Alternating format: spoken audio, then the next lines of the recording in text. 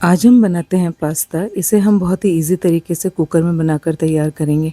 आपने पहले भी पास्ता बनाया होगा ना, तो वो थोड़ा डिफरेंट स्टाइल में आज हम पास्ता बनाकर तैयार करते हैं।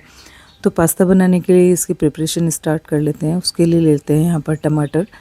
तो यहाँ मैंने टमाटर ले लिया, उसमें अपने टेस्ट के अकॉर्डिंग डाल लेते हैं नमक, और उसके बाद अच्छे से टमाटर को पीस कर तैयार कर लेते हैं। अब चलते हैं कुक टॉप के पास। तो यहाँ मैंने रख दिया कुकर, उसमें डालते हैं ऑयल। तो यहाँ बहुत ही मैंने थोड़ा सा ऑयल का इस्तेमाल किया है। तो बड़े चम्मच से तकरीबन 1 चम्मच मैंने यहाँ पर ऑयल का इस्तेमाल किया है। फिर ऐड करते हैं यहाँ बटर। इस तरीके से जो हम पास्ता बनाते हैं ना, बहुत ही इजी तरीके से बनता है और बहुत टेस्टी बनकर तैयार होता है। फिर ऐड करते हैं इसमें थोड़ा सा मैदा। तो यहाँ 2 चम्मच मैदे का इस्तेमाल कर लेते हैं, और उसके बाद इसे थोड़ा सा भूनकर तैयार कर लेते हैं, जब तक के लिए मैदे का कच्चापन ना निकल जाए। क्योंकि मैदा थोड़ा सा इसका कच्चापन अगर हम निकाल लेते हैं, उसके बाद ही हमें पास्ता को प्रिपेयर करना चाहिए। तो अच्छे से हमने भूनकर तैयार कर लिया। एक प्यारी सी खुशबू इसमें आने लगी है मैदे की। उसके बाद ऐड करते हैं इसमें खूब सारा लहसुन। लहसुन को बिल्कुल बारीक कट कर कर यहाँ पर डाल लिया। लहसुन का भी कच्चापन निकलने तक के लिए इसे कुक कर लेते हैं। आपने इस तरीके से अगर कभी कुकर में पास्ता नहीं बनाकर ट्राई किया, तो एक बार आप इस तरीके से पास्ता बनाकर ट्राई कर सकते हैं। बहुत ही इजी तरीका है। इस तरीके से पास्ता बहुत जल्दी बनकर तैयार हो जाता है, और इसे उबालना छानना बहुत सारी मेहनत से आप बच जाते हैं। फिर जो हमने टमाटर पीस कर रखा हुआ था, उस टमाटर को यहाँ पर ऐड कर देते हैं, और उस टमाटर को भी अच्छे से भूनकर उसका कच्चापन निकाल लेते हैं। फिर ऐड करते हैं इसमें जितनी क्वांटिटी में आपको पास्ता बनाना है, उतना आप पास्ता यहाँ पर ऐड कर लें। तो यहाँ पर मैंने 1 कप पास्ते का इस्तेमाल किया है, और उतना ही डाल लेते हैं इसमें पानी, और उसके बाद इसे अच्छे से मिक्स कर लेते हैं।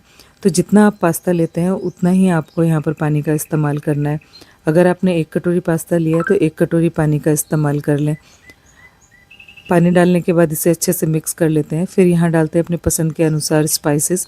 तो यहाँ मैंने अभी मैंने यहाँ पर नमक का इस्तेमाल किया। आप ध्यान रखें, आपने टमाटर जब पीसा था, उस वक्त भी आपने थोड़ा सा नमक का इस्तेमाल किया था। आप चाहें तो उस वक्त थोड़ी सी चीनी का भी इस्तेमाल कर सकते हैं। अब लगा लेते हैं कुकर में 1 सीटी, और तुरंत ही कुकर को की जो लीड है उसे खोल लेते हैं, ताकि उसमें ओवर कुक ना हो जाए पास्ता। फिर से चलते हैं कुक टॉप के पास। तो यहाँ फिर से मैंने ले लिया ऑयल। उसमें डालते हैं लंबे लंबे काट कर प्याज, और प्याज का कच्चापन निकलने तक के लिए हम इसे तैयार कर लेंगे। फिर जितनी भी सब्जियां आप इसमें ऐड करना चाहते हैं वो कर सकते हैं। अगर आप ब्रोंकली ऐड करना चाहते हैं वो कर सकते हैं, या और भी किसी तरह की सब्जियों को आप इसमें इस्तेमाल करना चाहते हैं तो वह उन सब्जियों का इस्तेमाल कर सकते हैं। इस तरीके से जो हम पास्ता बनाते हैं ना, तो बच्चों को तो पास्ता वैसे भी बहुत पसंद होता है। तो आप इस तरीके से बनाकर बच्चों को बहुत सारी सब्जियां खिला सकते हैं। अगर आप चाहें तो यहाँ पर तीनों तरह के शिमला मिर्च का इस्तेमाल कर सकते हैं, ब्रोंकली का इस्तेमाल कर सकते हैं। अगर आप बच्चों को पत्ता गोभी खिलाना चाहते हैं, तो उसका भी आप इस्तेमाल कर सकते हैं। क्योंकि टोटली ये जो हम वर्जन बना रहे हैं ना पास्ता का, वो हम अपने तरीके से पास्ता बनाकर तैयार कर रहे हैं। इस तरीके से आपको बाहर कहीं भी पास्ता खाने को नहीं मिलेगा। तो हम कुकर की जो लीड है उसको हटा देते हैं, पूरी इसके स्टीम को निकाल लेना है। उसके बाद हम आगे का प्रोसेस करेंगे। तो अच्छे से पास्ता कुक हो चुके हैं। एक बार से इसको देख लेते हैं कि हमने जो पास्ता तैयार किया हुआ था वो अच्छे से कुक हुआ है या नहीं। कुकर की हमने लीड हटा ली। उसके बाद इसे एक बार अच्छे से मिक्स कर लेते हैं। 1 सीटी से ज़्यादा आपको बिल्कुल भी यहाँ पर कुकर में सीटी नहीं लगानी, नहीं तो जो आप पास्ता बना रहे हैं ना, वो ओवर कुक हो जाएगा और बिल्कुल खिचड़ी बन जाएगा। तो आपको 1 सीटी का इस्तेमाल करना है। उसके बाद लीड को हटा देना है। और जब आप पास्ता बना रहे हो तो इक्वल क्वांटिटी होगी पानी और पास्ता दोनों की। तो थोड़ा सा हमने इसे सौते कर लिया है सारी सब्जियों को आपको ओवर कुक नहीं करना है, हल्का सा बस इसमें क्रंच रह जाए तब तक के लिए कुक करना है। उसके बाद सब्जियों को डाल देते हैं। हमने जो पास्ता बनाकर तैयार किया हुआ था उसमें इसे ऐड कर लेते हैं, और अच्छे से मिक्स कर लेते हैं।